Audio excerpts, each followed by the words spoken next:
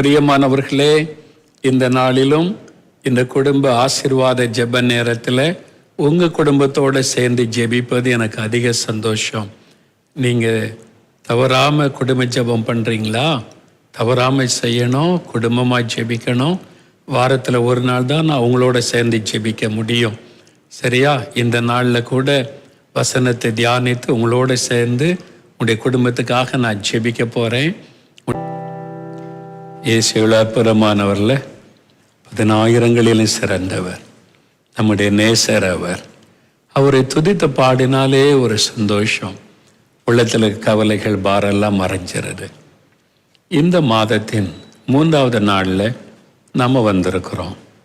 ஒரு புது மாதத்துக்குள்ளே வந்த உடனேயே நிறைய சேலஞ்சஸ் நம்ம கண் முன்னால் வந்துடுது இல்லை?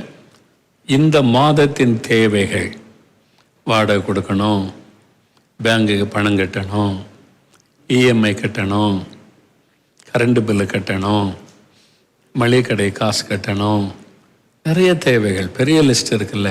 எவ்ரி மந்த் ஃபஸ்ட் வீக் வந்துட்டாலே நமக்கு நிறைய தேவைகள் முன்னால் நிற்கிது. அதை நினைக்கும் போது சில சமயம் மனசோர்பம் உண்டாகிறது. ஏன்னா 5 மாதமாக நமக்கு நிரந்தரமான ஒரு வருமானத்துக்கு வழி இல்லாத ஸ்ட்ரகிள்லேயே போய் கொண்டு இருக்கிறோம். அதனால் இந்த மாதம் எப்படி அப்படின்ற கேள்வியெல்லாம் உள்ளத்தில் எழும்போல, பிள்ளைகளுடைய காரியம், படிப்பின் காரியம், அப்படி நிறைய சேலஞ்சஸ் இருக்குதா? ஆண்டவர் உங்களுக்கு ஒரு வாக்கு கொடுக்கிறார். அதை தான் உன்னை சொல்லி ஜெபிக்க சொன்னார். பிலிப்பியர் 4ஆம் அதிகாரம் 6ஆம் வசனத்தில் ஆண்டவர் சொல்கிறாரு, என் பிள்ளைகளே, நீங்கள் ஒன்றுக்கும் கவலைப்படாமல் எல்லாவற்றையும் குறித்து உங்கள் விண்ணப்பங்களை ஸ்தோத்திரத்தோடு கூடிய ஜெபத்தினாலும் வேண்டுதலினாலும் தேவனுக்கு தெரியப்படுத்துங்க. நீங்கள் ஏன் கவலைப்பட்டுக்கிட்டு இருக்கீங்க? இதுக்கு என்ன பண்ண, அதுக்கு என்ன பண்ண, இதுக்கு பே பண்ணணும், அதுக்கு பே பண்ணணும், இதுக்கு பில்லு பே பண்ணணும், எப்படி செய்கிறது? எதுக்கு கவலைப்பட்டுக்கிட்டு இருக்கிறீங்க? அவருக்கு தெரியப்படுத்துங்க என்று சொல்றார். அப்பொழுது எல்லா புத்திக்கும் மேலான தேவ சமாதானம் உடைய இருதயங்களை ஆண்டு கொள்ளுமா. அப்போ ஆண்டவர் என்ன சொல்றாரு? என் மகனே, என் மகளே, ஒன்றுக்கும் கவலைப்படாத. இதுவரைக்கும் நான் உன்னை நடத்தி இருக்கிறேன். இந்த மாதத்துக்கு உனக்கு என்னது தேவைன்னு எனக்கு தெரியும். நான் உன் தேவையெல்லாம் சந்திக்க அறிந்திருக்கிற தகப்பன். அதனால நீ ஒன்றுக்கும் கவலைப்படாத. உன் வேலை ஒன்று தான், தெரியப்படுத்து. எனக்கு தெரியப்படுத்தப்பா, இதான் எங்கள் குடும்ப தேவை, இதான் எங்களுடைய காரியம், இதுக்கெல்லாம் நாங்கள் பே பண்ணணும், இதெல்லாம் எங்களுடைய தேவைகள் அப்படின்னு தெரியப்படுத்துங்க. எப்படி தெரியப்படுத்துறது? ஜெபத்தில். ரொம்ப சிம்பிள். முடிந்த ஒரு காரியத்தை தான் ஆண்டவர் சொல்கிறாரு. ஆண்டவர் சொல்கிறார், என் மகளே, நீயா உட்காந்து இதுக்கு கவலைப்பட்டுக்கிட்டு இருக்கிற? என் மகனே, இதுக்கு என்ன பண்ண, அதுக்கு என்ன பண்ண, அப்படியே மண்டி போட்டு ஏன் உடைச்சிக்கிட்டு இருக்கிற? நீ ஆண்டவருக்கு தெரியப்படுத்தினா போதும், அவ்வளோதான். ஜெபத்தில் தேவனுக்கு தெரியப்படுத்தினா போதும், அவர் பார்த்துக்குவார். அதுதான் ஆண்டவர் கொடுக்குற வாக்கு தத்துவம். உங்கள் வீட்டில் ஒரு சின்ன பிள்ளை இருக்குன்னு வைங்க, ஸ்கூலில் படிக்குது, ஃபஸ்ட் ஸ்டாண்டர்ட் படிக்கணும் வைங்க. நாளைக்கு ஃபீஸ் கொண்டு வரணும், 1000 ரூபா ஃபீஸ் கொண்டு வரணும், நோட்டில் எழுதி கொடுத்து உங்கள் குழந்தைகிட்ட கொடுத்து அனுப்புகிறாங்க. Tomorrow you bring 1000 rupees as a fees அப்படின்னு சொல்லி எழுதி கொடுக்குறாங்க. அது ஸ்கூல்லேருந்து வரும்போது எப்படி வரும்?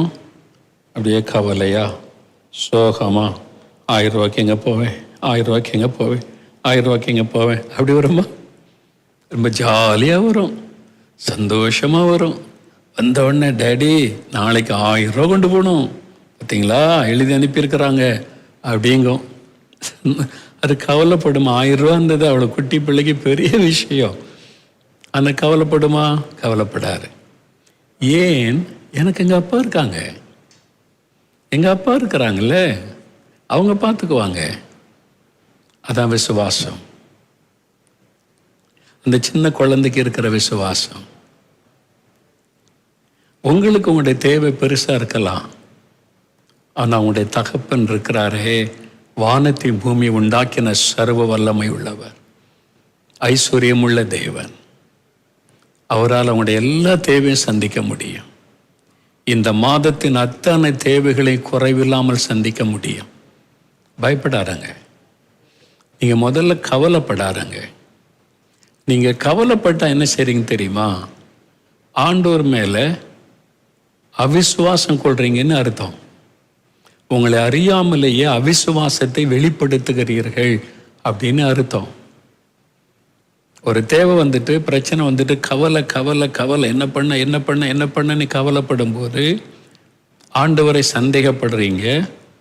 ஆண்டவர் மேல உள்ள விசுவாசத்தை நீங்க மறுதளிக்கிறீங்கன்னு அர்த்தம்.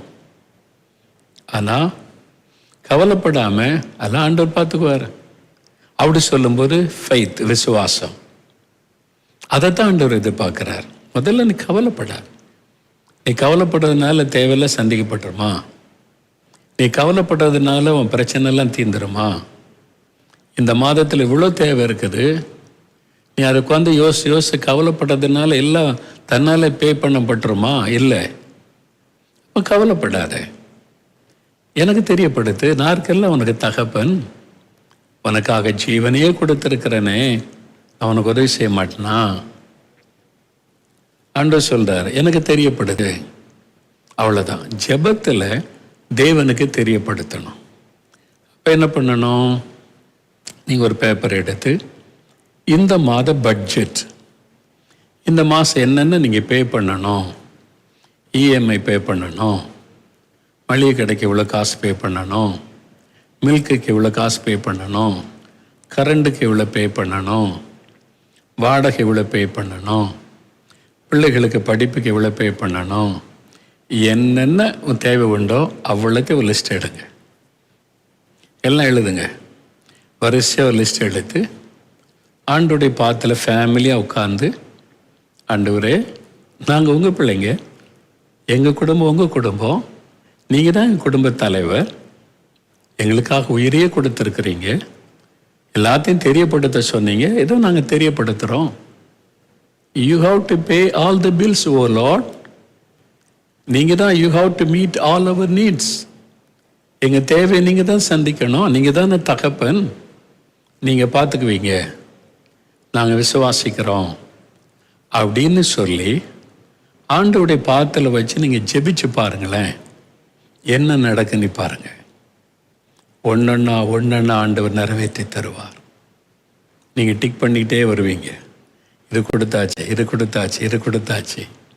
எப்படி மராக்கள், நீங்கள் எதிர்பாராத இடத்துலேருந்து கூட உதவி வரும். வேலையே இல்லை, சம்பளமே இல்லை, லாக்டவுன் காலம், வருமானத்துக்கு வழியே இல்லை,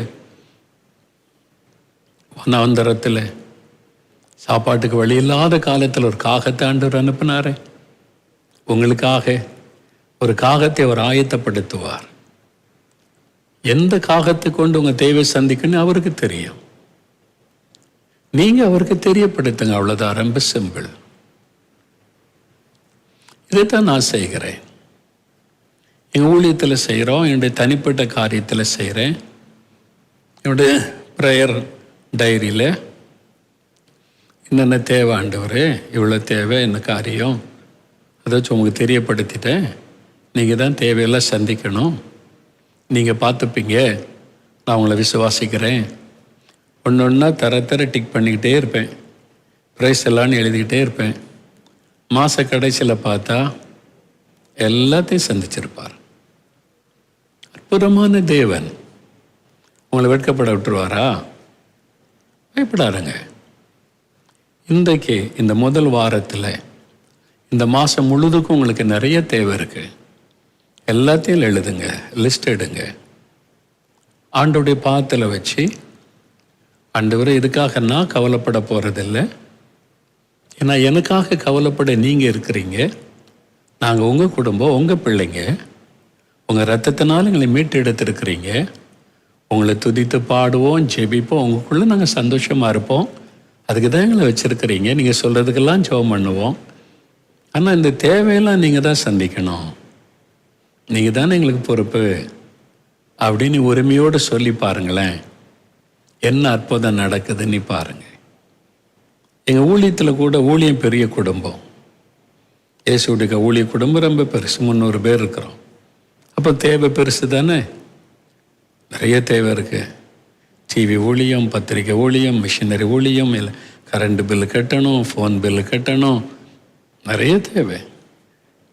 மாதத்தில் ஒரு நாள் நாங்கள் எல்லாம் உட்காந்து லிஸ்ட்டை வச்சு ஜெபம் பண்ணுவோம். ஆண்டவரே, you have to pay all these bills.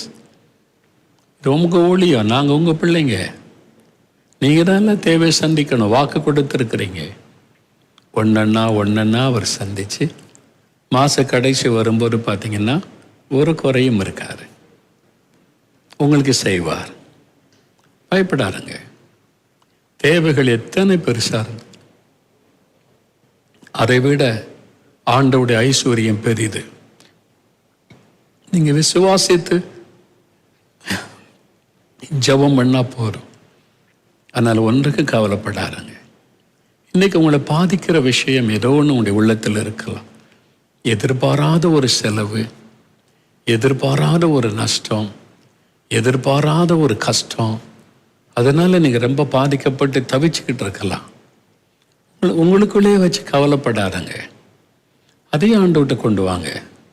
இது எனக்கு பயமாக இருக்குது, இதனுடைய திராணிக்கு மிஞ்சினதாக இருக்குது, இதுக்கு என்ன பண்ணன்னு எனக்கு தெரியல, இது எப்படி சமாளிக்க போகிறேன்னு தெரியல. ஆண்டவரே, என் தகப்பனே, எனக்கு ஒரு விஷயங்க தெரியப்படுத்துங்க. அவர் ஈஸியாக ஹேண்டில் பண்ணுவார். நீங்கள் பயப்படுற மாதிரி ஒன்றும் நடக்காது. ஈஸியாக சால்வ் பண்ணி தந்துடுவார்.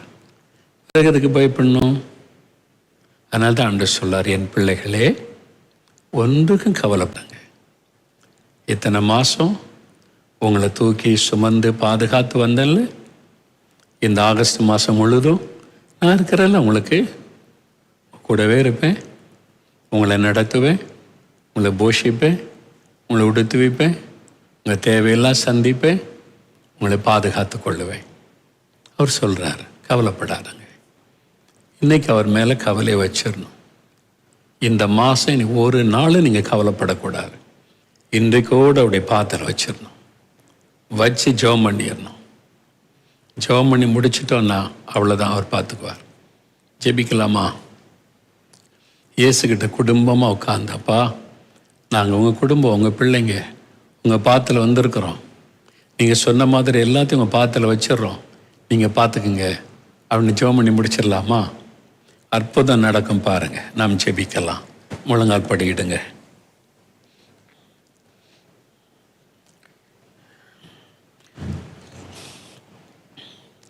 எல்லாரும் முழங்கால் படியிட்டு, அப்பா, எங்கள் தகப்பனே, எங்கள் மேலே எவ்வளோ அன்பு வச்சிருக்கிறீங்கப்பா. நாங்கள் கவலைப்படுவது நீர் விரும்பவில்லை. நாங்கள் எப்பவுமே சந்தோஷமாக இருக்கன்னு விரும்புகிறீங்க. இவங்கெல்லாம் உங்கள் பிள்ளைங்கப்பா, உங்கள் குடும்பம்ப்பா. இந்த பிள்ளைங்க உங்கள் பிள்ளைங்கப்பா, உங்கள் குடும்பம். இந்த மகன், இந்த மகள், இந்த குழந்தைங்க, இந்த பெரியவங்க, இந்த குடும்பமே உங்களுக்கு சொந்தம் அப்பா. நீங்கள் ரத்தம் சிந்தி மீட்டெடுத்த உங்கள் குடும்பம், உங்கள் பிள்ளைங்கப்பா. அவங்களுக்கு நீங்கள் தானே எல்லாம். இன்றைக்கு அவங்களுடைய உள்ளத்தில் சில கவலை இருக்குது, அதை எடுத்து போட்டுருங்க. அந்த கவலை வேண்டாப்பா. உங்களுடைய உள்ளத்தை அரிச்சுக்கிட்டு இருக்க அந்த கவலை வேண்டாம், எடுத்து போட்டுருங்க. இந்த மாத தேவைக்கு என்ன செய்யறது, இந்த பணத்துக்கு அந்த பணத்துக்கு என்ன செய்யறது, இதெல்லாம் கவலைப்படுறாங்களே, அதெல்லாம் எடுத்து போட்டுருங்கப்பா. நாங்கள் எல்லாத்தையும் உங்களுக்கு தெரியப்படுத்துகிறோம். இஎம்ஐ கட்டணும், வாடகை கொடுக்கணும், பெட்ரோல் போடணும், கடைக்கு கொடுக்கணும், ஆண்டவரே பிள்ளைகளை படிக்க வைக்கணும், எல்லா தேவையும் நீங்கள் பொறுப்படுத்திக் கொள்ளுங்க. நீங்கள் எங்கள் மேலே எவ்வளோ அன்பும் கரிசனையும் வச்சிருக்கிறீங்க. நாங்கள் கவலைப்படுவதை நீங்கள் விரும்பலை. உங்கள் பாதபடியில் எல்லாத்தையும் நாங்கள் வச்சிடறோம். இந்த பிள்ளைகள், இந்த குடும்பத்தினுடைய எல்லா காரியத்தையும் நான் உங்களுடைய பாதத்தில் வைத்து அவங்களுக்காக ஜெபிக்கிறேன். உங்களுடைய ஊழியக்காரனாக இந்த குடும்பத்தை ஆசீர்வதித்து ஜெபிக்கிறப்பா. இன்றைக்கோடு அந்த கவலைகள் மாறட்டும், அவருடைய தேவைகள் சந்திக்கப்படட்டும், அவருடைய குறைவுகள் நிறைவாக்கப்படட்டும். அது கொடுக்க வேண்டிய எல்லா பண தேவைகளும் சந்திக்கப்படட்டும். வருமானத்திற்கு வழி திறக்கப்படட்டும். தடைப்பட்டு இருக்கிற நன்மைகள் வாய்க்கட்டும். ஒரு வியாதியும் பலவீனமும் தொடக்கூடாது. ஆஸ்பத்திரி செலவு இந்த மாதம் உங்களுக்கு வரக்கூடாது. வீண் செலவு எதுவும் வரக்கூடாது. நீங்க பாதுகாத்து கொள்ளுங்க. ஒன்றுக்கும் கவலைப்படாதுங்கன்னு சொன்னீங்க. எதை குறித்து அவங்க கலங்கக்கூடாது, கவலைப்படக்கூடாது. அவங்களை முற்றிலும் எடுத்து போட்டு இன்றையிலிருந்து மகிழ்ச்சியா வைங்க. இந்த குடும்பத்தை சுற்றிலும் வேலி அடைத்து காத்து கொள்ளுங்க. இவங்க எழுப்புதலுக்காய் தெரிந்து கொள்ளப்பட்டவங்க. ஜெபாவினால நிரப்புங்க. மற்றவங்களுக்காக ஜெபிக்க கிருபை கொடுங்க. சபைக்காக ஜெபிக்க கிருபை கொடுங்க. அவங்க தெரு, அவங்க ஊரு, அவங்க மக்களுக்காக ஜெபிக்க கிருபை கொடுங்க. இந்தியாவுக்காக ஜெபிக்க அவங்களுக்கு கிருபை கொடுங்க. ஜெபாவியை கொடுங்க. சோர்ந்து போகாம ஜெபிக்க உதவி செய்யுங்க. எழுப்புதலுக்காக ஜெபிக்க உங்களுடைய பிள்ளைகளுக்கு கிருபை தாங்க. இவங்களை வேலி அடைத்து பாதுகாத்து கொள்ளுங்க. சத்துருடைய வல்லமை தொடாதபடி காத்து கொள்ளுங்க. அவங்களுடைய போக்குவரத்துல எல்லாம் அவங்களுடைய பாதுகாப்பின் கரம் இருக்கட்டும். தூத சேனை கூட இருந்து பாதுகாத்து கொள்ளட்டும். இந்த மாதத்துல ஒரு சேதமும் வராதபடி காத்து நடத்துங்க. பொல்லாத கொள்ள நோய் அப்படி வீட்டுக்குள்ளே நெருங்காதபடி, வாதை உன் கூடாரத்தை அணுகாது என்ற வார்த்தையின்படி காத்து கொள்ளுங்க. நீங்க ஆசீர்வதித்த அன்பிற்காக உமக்கு ஸ்தோத்திரம். எழுப்புதல் திட்டத்தில் உங்களுடைய பிள்ளைகளை வச்சிருக்கிறீங்க. ஆத்ம பாரத்தை கொடுங்க. தேசத்துக்காக அழுது புலம்பி ஜெபிக்கிற அந்த பாரத்தை கொடுங்க. மற்றவங்களுக்காக ஜெபிக்க உதவி செய்யுங்க. கிருபை கொடுங்கப்பா. இன்னும் அதிகமா ஜெபிக்க பலப்படுத்துங்க. சோர்பின் ஆவிகள் விலகட்டும். உற்சாகமான ஆவி தாங்கட்டும். நீர் ஆசீர்வதித்ததற்காய் ஸ்தோத்திரம், ஸ்தோத்திரம், ஸ்தோத்திரம். இயேசு கிறிஸ்துவின் நாமத்தில் ஆசீர்வதித்து ஜெபிக்கிறேன் பிதாவே. ஆமேன், ஆமேன். பிரியமானவர்களே, ஆண்டவர் ஆசீர்வதித்து விட்டார். சந்தோஷமா இருங்க. ஒன்றும் குறைவுபட்டு போகாது. ஆண்டவர் எல்லாத்தையும் பார்த்துக்குவாரு. தொடர்ந்து சொந்து போகாம ஜெபிங்க. அற்புதங்களை காண்பீங்க. அடுத்த வாரம் நம்ம சந்திக்கலாம். God bless you.